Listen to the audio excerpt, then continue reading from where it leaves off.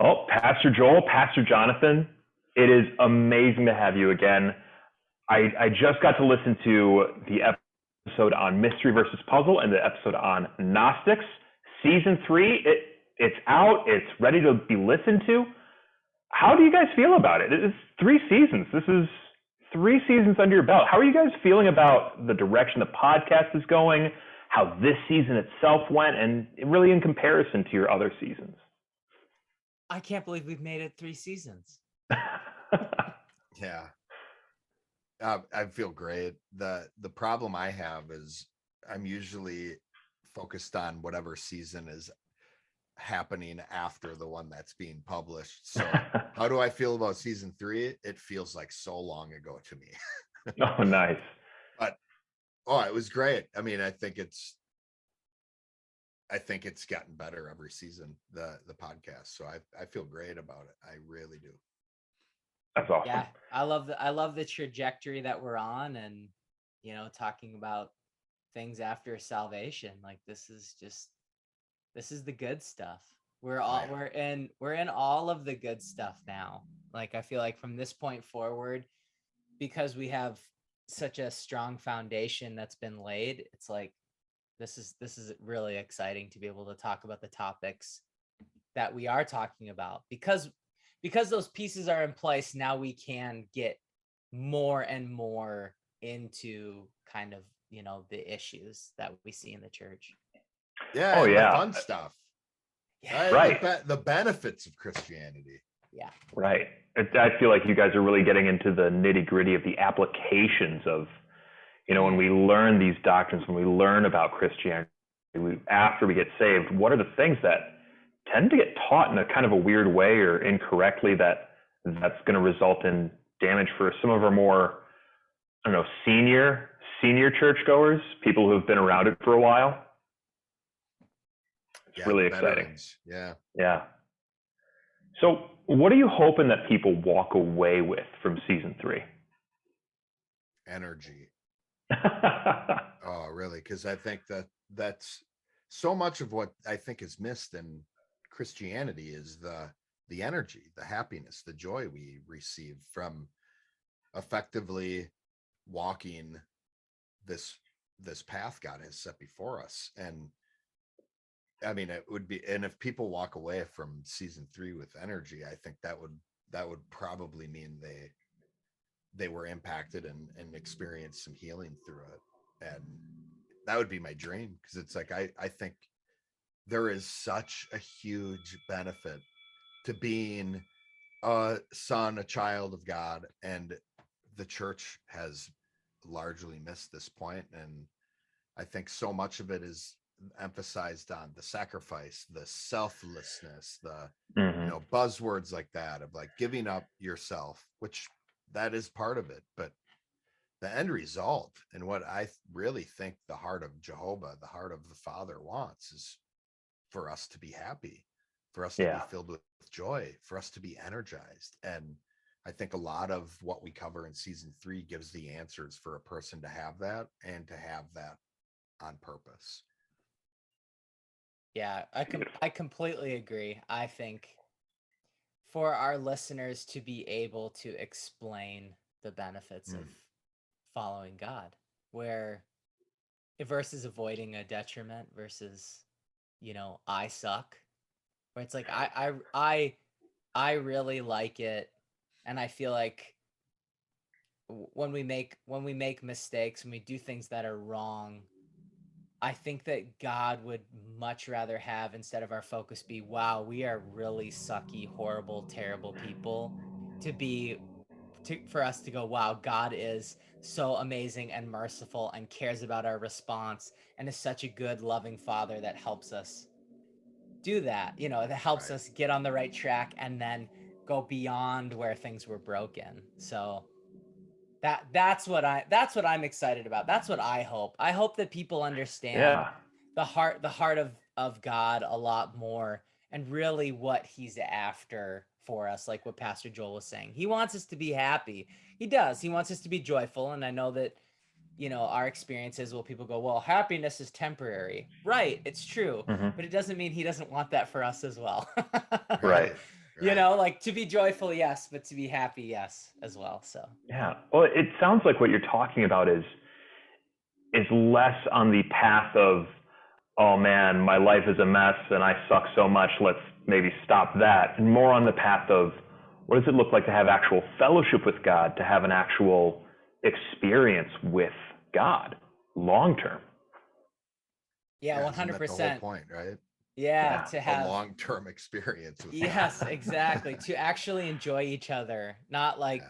to sit there and talk. Like, what am I going to spend all of eternity going, you know what, God, I am so sorry I sucked. Right. Right.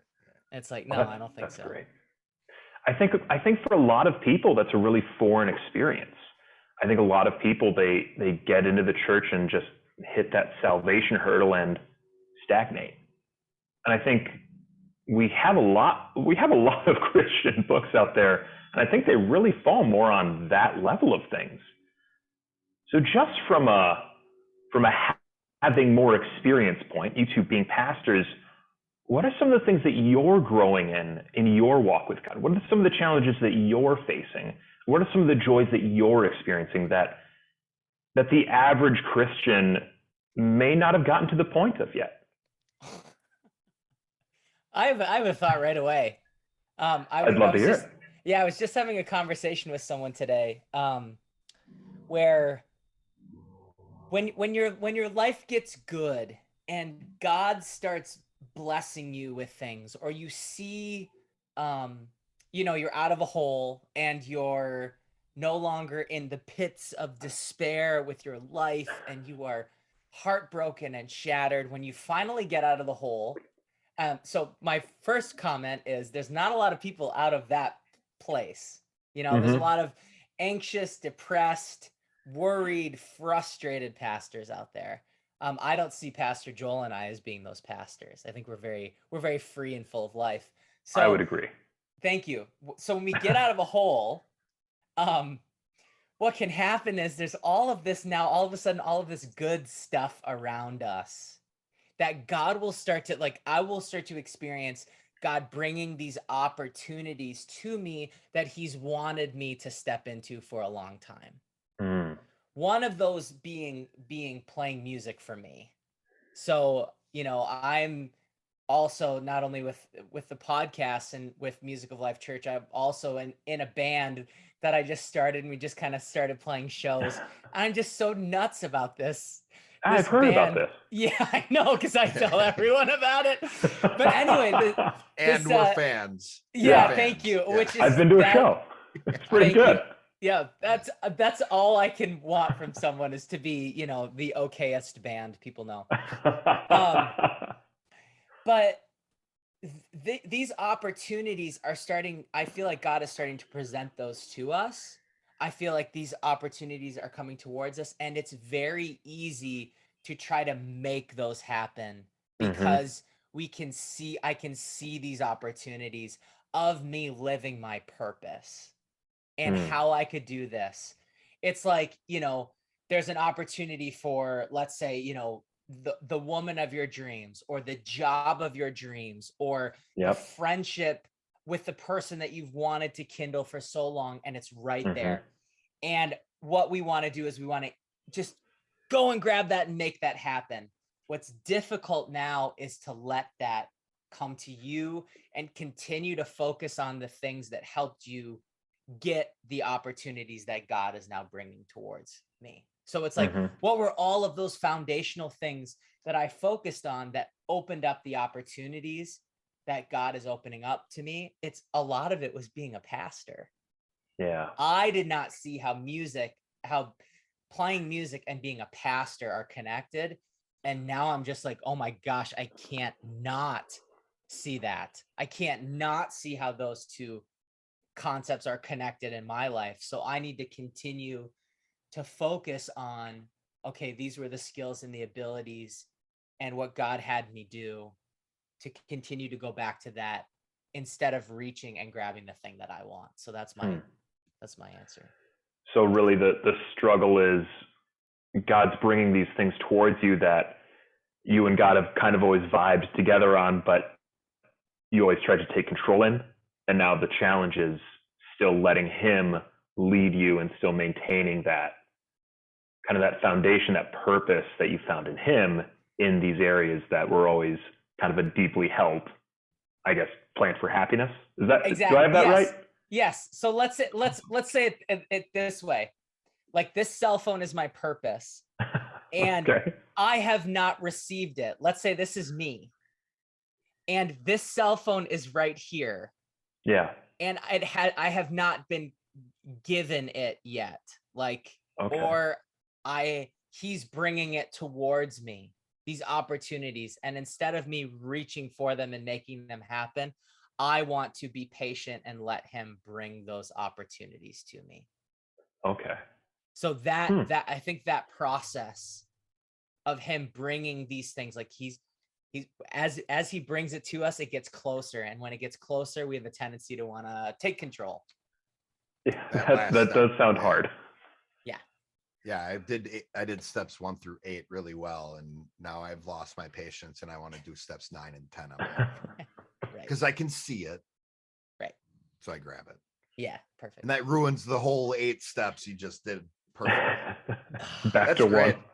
I think I got 2 answers. The first one's, I think, kind of connected to what Pastor Jonathan said, because one of the things I'm recognizing now that me and PJ have some experience and we're veterans and have walked with God and been leaders and pastors for quite some time, I'm starting to see it. A lot of the experiences I went through years and years ago are paying dividends now. And what I mean by that isn't the reward of it, but my ability to help other people with those things that I was struggling with and being beaten down with and abused, the abuse I faced. That's one of the things to look forward in your walk with God is really recognizing that even though there's a lot of, there's hills and valleys, and a lot of times it seems like there's more valleys than hills. God's always going to use that stuff. If we allow it, if we handle it well, if we learn from it, if we allow it to make us better, God's going to use every one of those experiences in the future for us to be able to invest into and help other people with those exact same issues. And it reminds me, actually, I was interacting with one of my associate pastors. We just celebrated a big milestone at Music Life Church, and we had a really great celebration service. And he came up and shared with me a word of encouragement and a story that he wanted to share with me. He wasn't quite sure if his story was just something he needed to share with me to get off his chest, to clear his thought process, or if it was something that would benefit the entire church. So I let him work through that process. After service, I walked up to him. He ended up giving a word of encouragement to the church. And I told him 2 things. 1, great job stepping into sharing vulnerably, because his story was, as pastors, a lot of times me and Pastor Jonathan have leaned into this. The stories where we've screwed up oftentimes are even better examples of the support we're trying to, when we're trying to help people live for God. We share the times we failed and responded well to it. Oftentimes are the stories people remember and are impacted by the most. So I shared that with this Pastor Eric. Big props to him. And then the second thing I said to him is, also as a pastor, everything you're going through, every experience you have, everything you're learning ought to be able to be made into a lesson for the people that you're leading. So it's like one of the burdens of carrying as with this. So point being, I don't know if this is for the benefit of everybody. It's like, if you're a pastor and you've went through something and learned something, you should have the ability to take that, turn it into a story, and affect your people with it. So, and that's what he did. So I was affirming him in that. It was great. So that's been fun, seeing more and more the experiences I have been through that have caused me to become experienced. It's paying off and me helping other people dealing with those issues. But second, I'd say the big thing I'm dealing with is learning to have a positive emotion to rejection. We've Ooh. covered reward in a previous episode, and was reward season 3. I think we covered reward either this season or see what I mean? Like, I don't know what season. I don't know. Point being, we know when injustices happen to us, we get rewarded for it if we handle it. Mm-hmm. That's great. It's a whole other level, though, to not just believe that, to know it's true, to have faith that God is a rewarder of those who diligently seek him, but to feel good about people rejecting you and rejecting the truth you're trying to offer. So that's a big thing I'm learning as well, and something I think all Christians ought to grow in and eventually get to a point where they can see rejection as a good thing, because it is an opportunity for God to move even in greater ways if we continue to handle it well. And also, as Christians, if we're doing our job right, sharing the truth God's given us, we will experience, it's inevitable, we will experience rejection. And so much of the New Testament, so much of Paul's letters teaches this. So much of Jesus's message teaches this. Yet as Christians, for some reason, and as a man, I'll speak for myself, I learn those things. I read the scriptures, but when a bad thing happens to me, I'm still surprised. I'm still asking God, why is this thing happening to me? Woe is me. Like, and then I remember, and it's like, well, all the lessons I've learned from the people before me and all the good that can happen out of these bad situations. So I think the more positive I can feel to being rejected, the more it's not going to stop me from sharing the truth. Yeah, well, it kind of sounds like the image I'm getting in my head is your reference to the hills and the valleys. It's like, hey, even when you're on the top of a hill, if you see a valley coming, a mature Christian gets to just sled down that hill and enjoy it. Yeah. Even when you hit that valley, this is great because it's all reward. And so the hills and valleys can represent profitability and reward and value, and not necessarily emotion and feeling. Yeah, that's amazing. That's such a great point that I'm going, yeah, I suck at dealing with rejection. Yeah, I think, I must have done something terribly wrong. I must have delivered this wrong, when maybe I did it right. Yeah, maybe. Well, that's what I'm learning, is that being rejected and being wrong can feel very, very similar. That's like when something bad or unfair happens to me, I think it's easy for me to go, what did I do to deserve this? And if that is the case, then that should settle you. Right. Then that would be like, okay, but I think we know the difference between when we've done something wrong and something bad happens versus we do something right and something bad happens. Then if I say, wow, I must have done something wrong to deserve that, we get unsettled and feel worse. Right. Because that can be God convicting us that we're wrong in thinking that we did something that caused that abuse, that we did something wrong to deserve that abuse. And that's why I love what Pastor Joel said, or it really is rejoicing and being exceedingly glad. When we're persecuted, that is like that, the ultimate emotion. It's like, it doesn't get higher than rejoicing and being exceedingly glad when you're persecuted. So yeah, that's right. That's awesome.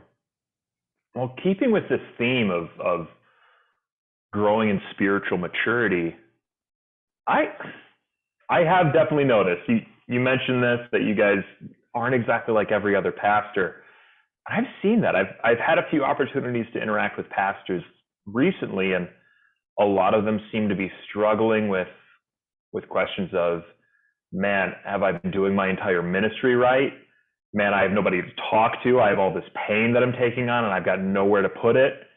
And I really don't see that from the two of you. I see a lot more, we know what we're doing, we're happy, and we're still growing and we're still learning. So looking back, I know I can't remember how old either of you are at this point, but I'm in my early 30s. If you were to give advice to someone in their early 30s or late 20s who's on this walk with God, who's been saved for a while, who's been growing, but isn't quite at the, hey, I'm leading a church level, what advice would you give them to help speed up that walk with God, to help get more joy out of that walk with God? I just keep thinking, be quick to admit when you're wrong. That's the first thing. The first thing that comes to my mind. Be quick to admit when you're wrong. Awesome. That's nice and simple. Yeah, that is really good. And the thought that I had that will accelerate people's growth is being surrounded by wise counsel. Which honestly, admitting that you're wrong in wise counsel, it's like, well, you're gonna be just fine. I gave a cause, and Pastor Jonathan just gave the manner, the how behind it. Oh yeah, we should all be quick to admit our wrong and surround ourselves with people who can speak into our life and show us when we're wrong. Exactly, and that is why we're happy. And the multitude of counselors there is safety. Andrew, what I believe you experience are two pastors that feel safe with their walk with God. I feel safe. Why? Because I am surrounded by people who will decimate me when I am in pride. It's happened. It's brutal. Yeah. It's again, Pastor Joel was saying, like, Pastor Eric walking through stuff and learning from people learning from his example. Well, us living our lives in front of people and the mistakes that we make, we've just grown up in a church culture of being wrong or admitting that you're wrong is something to look up to. Yes. And being independent is death. I repeat, independence is death. Yeah. Because if you are alone and isolated from anyone and it's just you and God, that is God's definition of alone. Let us not forget, that's what he said. It's not good that man's alone. Yeah. That is I love that. Yeah. I've been I think both of you know I spent a lot of my time studying various disciplines, and one of the things I've been digging into lately is more and more economics. And I heard this really good allegory that kind of describes what really ended up being the main cause of the Industrial Revolution, and that was specialization, that people started to get really specialized at a specific job. And the allegory is really, if you, just as one person, had to make a single safety pin in one day from start to finish, you wouldn't be able to do it. You wouldn't be able to make even one safety pin. 10,000 people all trying to do that, there wouldn't even be a single safety pin made between all of them. But if 100 people all specialized, maybe one in mining, maybe one in refining, maybe one in machining, you could make millions of safety pins every day. And so there's such a great benefit in that specialization. And I bring this up because I've heard both of you talk about this before in reference to your churches, how each of you has a really great specialization for your church, and how you've got this passion for uniting the churches of your area to really have kind of this network of interdependence in the churches. We've talked about this before. I've heard you both explain what your church specializes in. What I'm really wondering at this point is, what kind of specialties are you looking for in other churches? Oh, that's amazing. So family focus is one. So because here's a story for you. As I recently heard a leader in ministry share how on average, like the general percentage is that like 2/3 of all Christians are converted before they turn 18. And then his application of that was to say, so does your church put 2/3 of its budget into kids? And my thought is like, no, because my church's specialty, what we specialize in, isn't kids. But I get his point. His point is we should be pouring into these people who are the most ready to receive Christ.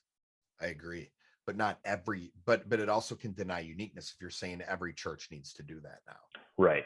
Where I would say a church is who's focused on helping this middle school age kid, like the middle school age kids, is definitely something that I know that the church needs a lot of help in, because that's a really important age as it relates to our mental health and just growth as a human being.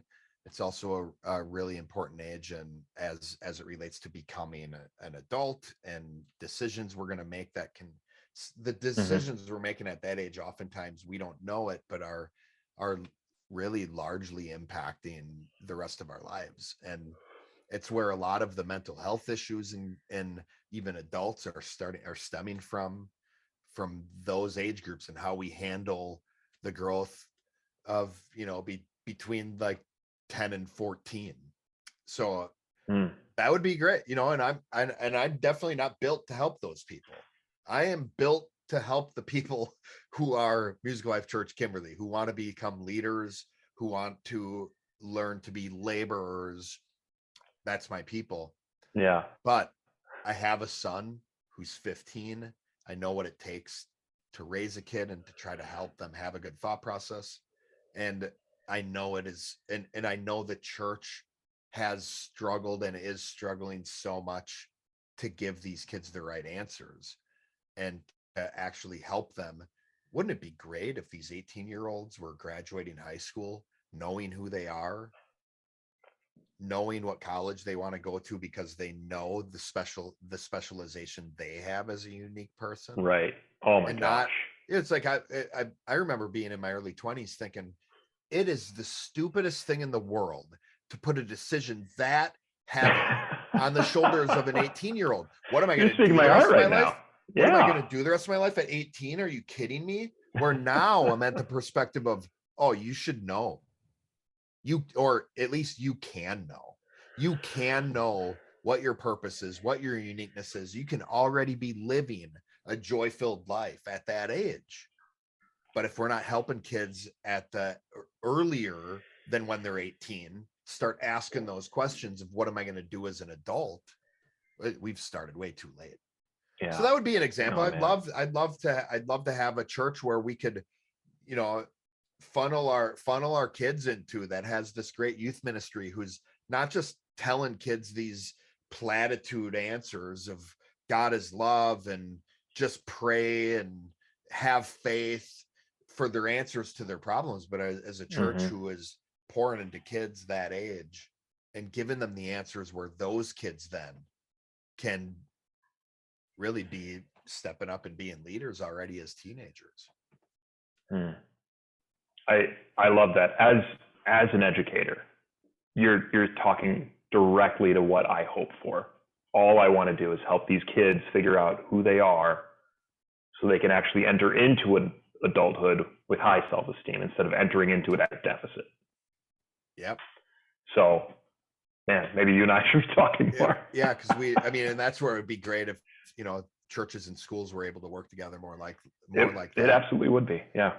But it'd be nice for these 18-year-olds to get out of high school and it not be the first time they start asking themselves, what am I going to do with the rest of my life? Yeah. Oh yeah. It's like you've started way too late if that's the first time you're asking that question. Yeah, and then all of a sudden all that responsibility gets dumped on them with people that don't know who they are or anything about their purpose. And then you have to make the most impactful decision of your life. That's how I felt. Like I am so ill-equipped to answer this question. Right. Yeah. And it was a lot longer than 18 before I could answer that question. Yeah. Same. Yeah. Same here. Yeah. So if you're go ahead, Andrew. What were you going to say? I was just going to say, so if you're a pastor and you've got a church that really specializes in the youth outreach, Pastor Joel wants to talk to you. Absolutely, especially if you're open to actually getting the information that will help these kids. Oh yeah. Yeah, my answer is I would like to work with any church who have has experienced a lot of people feeling hurt and then leaving their church. You know, like we want to work with anyone who has that story. You know, there was a church split and all these people left. There was, you know, this pastor left and then all of these people left. It's like anyone who feels like they've been damaged by church, it's like, or anyone who feels like, yeah, these people, this group of people got really hurt here and then they left. I want to talk to that pastor, that church who said that. And I would say the same thing where it's like any pastor who's sitting there going, oh my gosh, how am I supposed to train my leaders? Like, I am so frustrated. I'm so like, I already have way too much on my plate. And now I'm supposed to train people. And now I'm supposed to do these things like outside of sermons. If that pastor's sitting there going, ugh, I can't do that, then I would want them to talk to Pastor Joel. Because in my opinion, Music of Life Church Kimberly, the restoration process is the quintessential greatest training for leadership that I've ever seen in my life. You know, and it is biblical and it is impactful and it has just changed so many people's lives that it's incredible. So I would want to work with any church or any pastor who's experienced those two issues. And then, you know, any sort of church that is focused on community outreach. Like, we don't feel called to do any sort of like a homeless shelter or a food pantry or anything like that. However, the church that is that way, we would love to meet them and partner with them because that'd be a good partnership. Absolutely, really and serve with them, because our reach is for people who don't really want to have anything to do with church, or they've been burned that they don't want to come back to a church. So I would want to work with that, and kind of, even if people don't come to the church, to be able to work with them and our people to get to know those other people, because we love to do that. We love to get out and meet people and go to where the people are at versus them come to where we are. So a church that's doing that would be really cool as well. Nice. So really, if you're a church that's experiencing division, Pastor Jonathan would love to hear from you. If you're a church that's really passionate about community outreach, Jonathan would love to hear from you. And if you're a pastor who's overwhelmed, who's got all of these things on their plate and needs some leaders in their church, Pastor Jonathan and Pastor Joel would love to talk to you. Do I have that right? I want to hang out with pastors and leaders so bad. Especially ones who want help. Because I want everyone, and I still want help too. And I still need help. 100%. So it's like, I'm not just lording over these people saying I have all the answers and you don't have any. It's like, but we do at Music Life Church Kimberly, because of God, and Music Life Church Appleton, because of God, have answers that can help these pastors and leaders just start taking off in life and in ministry. Yes. Oh, and I see that passion in you. I've noticed how quick you are to try and get groups of pastors together so that the pastors can pastor the pastors. I hear legends of you and Jonathan meeting and you and Pastor Jake meeting and really helping each other. And gosh, it would be amazing to hear about more pastors coming into fellowship with each other. Imagine what would happen. Oh, absolutely. And that's, we would want to work with any church or pastor who wants to work and talk with us. Right. We are not picky. We're totally not. Yeah. We already know it's like every church is unique. And part of why we could just answer any church who actually is open to getting help, because one of the ways we could help you is by helping you determine what is the specialization that your church has. Because the thing is, I believe a lot of churches don't know.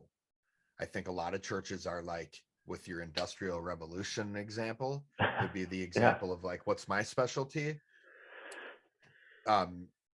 Industry. We're a church. We do everything. My specialization is church or the gospel. It's like, Okay. Or discipleship. We all are under this umbrella of the gospel of discipleship church. But what specific category within that are you? We're not just industry. That's not a specialization. Right. Right. Nice. That makes sense. That's awesome. So I do want to ask keeping kind of on the same topic, but moving a little more specifically into the episodes that we're talking about here. You guys talked about the mystery of really the Bible, of everything. The Bible says the mystery is revealed, but a lot of churches struggle to define that mystery. We've kind of been talking this whole time about energy, about joy, about happiness. So how does a church that knows the mystery, that has it revealed, that knows how to apply it, how do they help people be happy? So you're saying, how does a church who knows this information help? Yeah. So this church knows that the mystery has been revealed, but how would that person go about, or how would we go about helping someone be happy? Yeah. And I'll have a follow-up question as well. It's really so that people watching this can see and go, how can I tell the difference between a church who's got it figured out and a church who doesn't have it figured out? How does how they help look different? Yeah, and I would say that we have a process to help people get happy. And I would say that it starts with a definition for what it means to be happy. Okay. Which is, we believe that the Bible teaches that happiness is experiencing a result or experiencing an effect, something that's coming towards you, experiencing something that exceeds your expectations. So we need to be able to help people, have their expectations in the right spot. So expectations, one of the key things when it comes to expectations, is one of the biggest definitions that we teach with the word expectations in it is the word love. Yeah. So do churches know how to help people love? We talk about it in the Bible, the greatest, love God, love other people. Those are the greatest commandments. Can people define what love is? And I would say that the church who can define love and what that looks like is the church that has the building blocks to help people become happy. So you have to have your expectations exceeded, and then you have to learn how to receive from people. So we need to love, we need to give without expecting, and we need to be able to receive. We need to be able to receive the benefits that other people give us. So one of the things that we need to know is if we're receiving a benefit or not is to understand our uniqueness. We need to understand what it is that someone can give to us that is of value uniquely to us and be able to receive that. So I would say that the church that teaches people how to love the right way and how to receive love the right way is the church that is able to intentionally help people become happy, which oddly enough is one of the last steps in the restoration process, which is what we call a personal vision statement. Yeah. And there are parts in it that talk about receiving love, and there's parts that talk about how we uniquely love, and that covers all of it. And there's a process for determining it, and that's my answer. That's awesome. Yeah, that's great. And I don't have anything to add to that. That is not only Jonathan's answer, that's the answer. So thank you. Awesome. So we're looking for a church that can help me love on purpose and know how to be loved on purpose. Oh, if that is what the church is, if that's what your church is helping you do, you are in the right place. Right. God Awesome. will lead you. If you're surrounded by a community that you love, who loves you, dude, that's church. Man, it's a great place to be. Yeah, that's awesome. So I don't want to get too far into the weeds, but I do also have a question from the Gnostics episode. And this really spoke to me of really this kind of cult mentality. And it's really interesting because when you study the history of philosophy or of religion, way back in the day, being part of a cult was often safer than being alone. And that was kind of all you had because people didn't really know better. But nowadays it's scary. It's not a safe place to be. It's not going to really help us figure out the truth. But we see it all the time. We see these people getting indoctrinated into something that's obviously crazy. So how do you help someone who's in like in a doomsday kind of cult where it's like, all right, quit your job, abandon your family, do all this stuff because the world's about to end tomorrow night? How do you help someone like that? Okay, good, because I thought you were going to be endorsing cults the way that this question started. There's a lot of people that there's a lot of benefits to being in a cult. At least you're not alone. Oh, that's good. Yeah. So what's the question? Sorry. Sorry. Oh, that's great. The question is really, how do you help someone who's been indoctrinated like that? All right. Yeah. So here's a line that I've been thinking about recently, and it's kind of thematic for this season. Because not only do we do Gnostics, mystery versus puzzle, but a lot of the way the season ends talking about doctrine. A lot of the season really does tackle directly and indirectly the different dimensions of information. And not all information is created equally. So ultimately what I'm really trying to get people to, if I'm helping somebody who's been indoctrinated, and what we mean by that is what they've been maybe deceived into believing something that's not true. Is that kind of what we mean by that? All right. Yeah. And they strongly believe it. And it's so they're firmly convinced, and I would want to approach them the same as the way as I want to be approached about my deeply held beliefs. Oh, nice. And because you know what, I don't know, like, because there's people who think certain denominations in Christianity are, well, I think a lot of Christians consider certain denominations cultish within Christianity itself. And I think a lot of people outside of Christianity look at Christians as cultish. So what we're talking about here really is a culture of control and a culture of certain people have certain information that's not available to everybody. It's what I would want. What I would want to help these people with is really understanding that why they believe what they believe is more important than what they believe, and really get into that. And if you're with people who are, I mean, it's one thing if they don't have the answers. Maybe they say, I don't know. But if they go as far as to say, we can't know, or you're not supposed to know, or I know, but it's just not for you, I'm not going to tell you. You just need to do this thing I'm telling you to because I told you to. That those are big red flags for me in any context, in any denomination, in any worldview, in any belief system. Sure.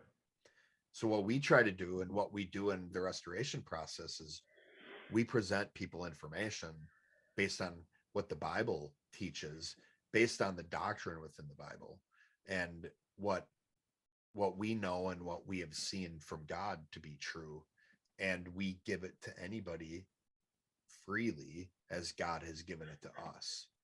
So really we often are asking, what's your definition? What do you mean by that? What's the reason for this?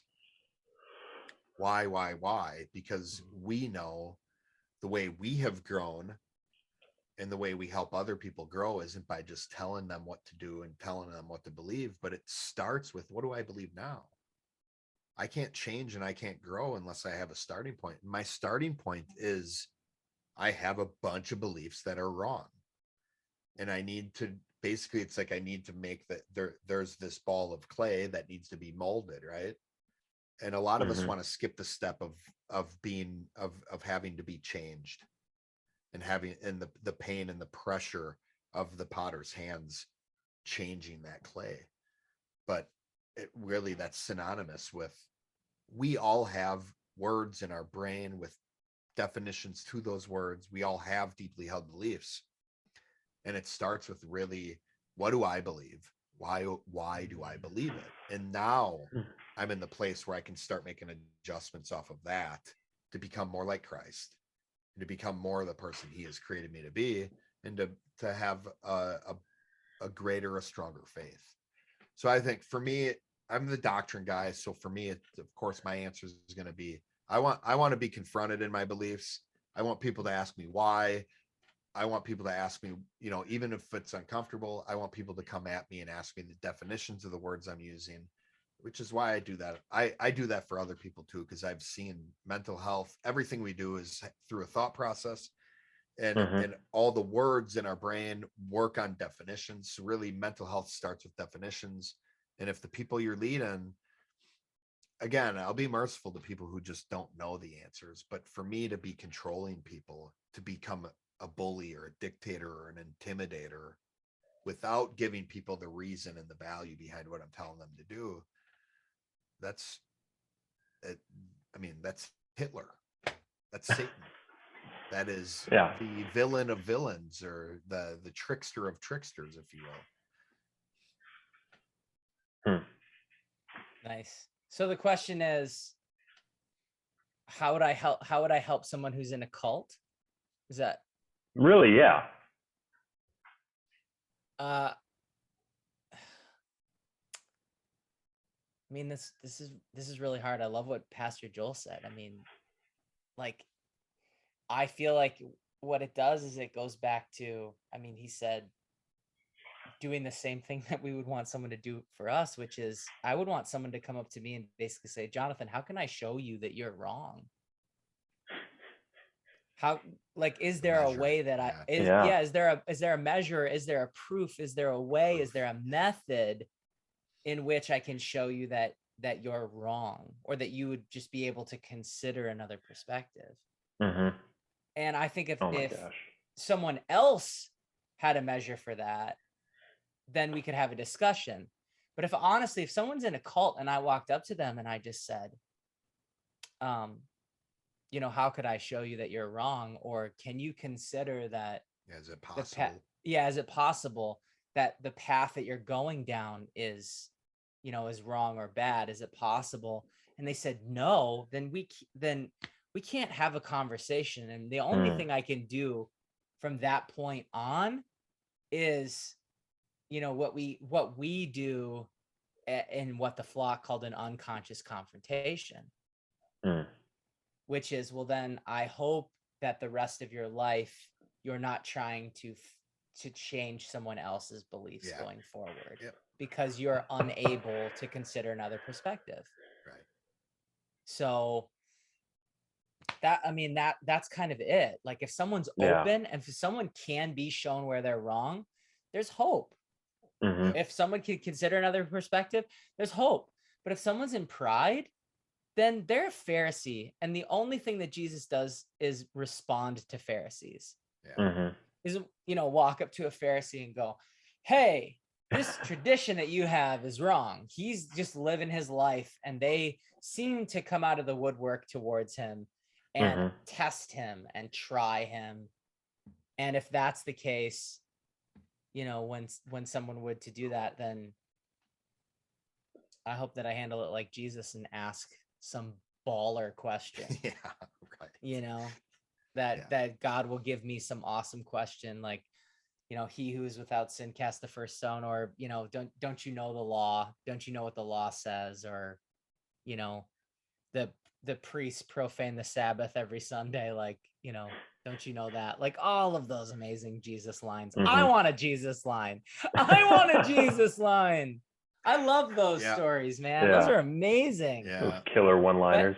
But he's not going out delivering one-liners. He's just working and flowing with the 12, right? And the other people that follow him, and he's on a path that God wants for him. And then those people come out of the woodwork towards him. And that's what I think we're trying to do as well. Yeah. Where it's like, we're trying to give the right information to the people who want it, who need it. And people are coming out of the woodwork to say, you know, naughty things to us, and we just respond. We respond well. Yeah. So the answer really is, it doesn't matter. We help people the same. We help people the same way, because how we're helping people is at the doctrine level, at the truth Right. level. The information we're helping people with is at that same level. A cult is just a context. So that's why it's like, my first thought is, well, how would I want to be helped? And what Pastor Jonathan did too is like, well, I mean, the thing is, the word cult is emotionally drawing or jarring. So it can distract us from the method in which we normally help people. So what's the backward step Pastor Jonathan takes is, well, I mean, pride and humility. It's like, we help people who want help. It transcends or goes deeper than cult or not. It goes, I mean, we have a process for helping anybody in any context. We do it in response, or we do it indirectly. And we try to maintain integrity, which is basically a summarization of both of our answers. But there are these contexts that are jarring, that cause us to get extra thoughts, to cause us to be confused. Oh, but a cult is a really extreme situation, so there must be a different way to help these people. Not if you have the right way to help people. Just like a lot of people feel the same way with really close-knit, emotion attached contexts. For instance, oh, my brother or my parent or my grandma or my aunt or cousin wants help. How do I help this person? How would you help them if it wasn't your spouse or your mom or your brother? Nice. It's like, that's really, try to take that backward step of getting out of the context and be like, wait, what would I do if this was, what would I do if this person came towards me and I didn't know they were in a cult? That's probably how I should help them. And then probably what that'll do is relieve me of the tendency to want to immediately judge this person kind of obviously crazy, right? But it's like, just be open. And as long as I maintain my integrity and I'm open and I am willing to consider I'm wrong, and I have a measure for that, because it's not just enough to get somebody to say, yeah, I could be wrong. And what's the measure? If I maintain that for myself, then I can talk to anybody. It doesn't matter. That's so great. What I love about these answers is, one, it shows us that it doesn't really matter, because I can talk to someone who's in a full-blown cult, or I can talk to someone who's just working a job, and they can have the same response and be just as difficult to reach. And it doesn't make a difference if it's the context of a cult or the context of work. But what you really did is kind of show us, how do I know when I'm following a leader, when I'm being led by someone who's a good leader? It's really, can someone who's being led by this person show that person where they're wrong? Yeah, that's incredible. That's an incredible measure. That's really, yeah, you're right. Awesome. I agree with that. That was good, Andrew. Yeah, well, you taught me.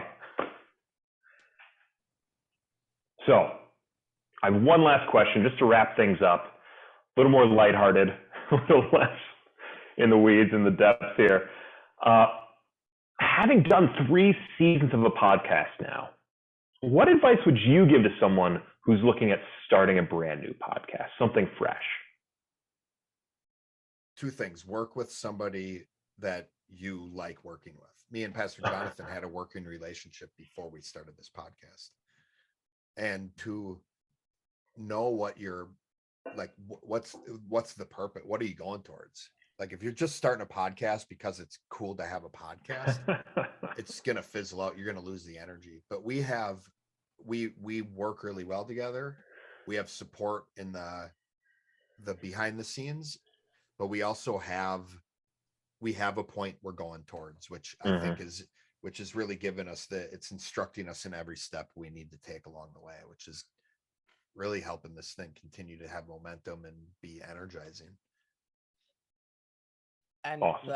I love that answer. So it's a team, it's someone that you like to work with, or a group that you like to work with. And I would say have record multiple episodes, like have lots of content ready to go. Have Good. 7 episodes ready to go before you release one episode. Right. Have a month or 2 of content that you can release. And then just record it, because the whole thing is that before you blast it out to the universe and say, we have a podcast, why don't you have some shows in the bank and find out if you actually like to do it? Versus I wouldn't release it right away. I love it. I would just accumulate it, and I'd have a month or 2 months or 3 months or whatever, however long. And then once you go, oh, we got something, release it, let it go. Yep. Nice. And we were able to do that. And it's actually the same reason I'm sitting over here explaining how I have all these different seasons in my brain floating around at the same time, is because Pastor Jonathan and I have been doing that. The other benefit of having a bank of all these episodes is we're not under the pressure of having to record and edit and publish an episode every week. Right. We are ahead of schedule. Nice. So if something in life comes up, if an emergency or a vacation or just whatever, we're fine. It doesn't cause us to get overwhelmed. We have a lot of room. We have a lot of room for the what ifs. So that's another benefit of having, not only knowing, do we actually have, because I've seen people try a podcast, have one episode, publish it on YouTube or on some social media thing, and then it's either like, okay, when's the next one coming out? And they're like, well, I don't know, I haven't even recorded it yet. Or it's it just fizzles away and there's never another episode. And that can be kind of embarrassing. Yeah. Put a lot of eggs in this basket. Yeah, but it's great. I like obviously I like Pastor Jonathan's answer too. That's good. Like your answer. Nice. Yeah. It's a complete answer. There you go, Andrew. Yep. Beautiful. I'm ready to start a podcast. Me and Pastor Jonathan equal one really great pastor and one really great podcast host. Beautiful. Well, gentlemen, thank you so much for coming by. I love getting to talk to you, especially in these contexts. I always feel like I learned so much from both of you. You answer all my questions and we just get lost in the curiosity. So thank you for your time. Looking forward to hearing the next season and the next time I get to talk to you both. All right. Thank you, Andrew. Thanks, Andrew.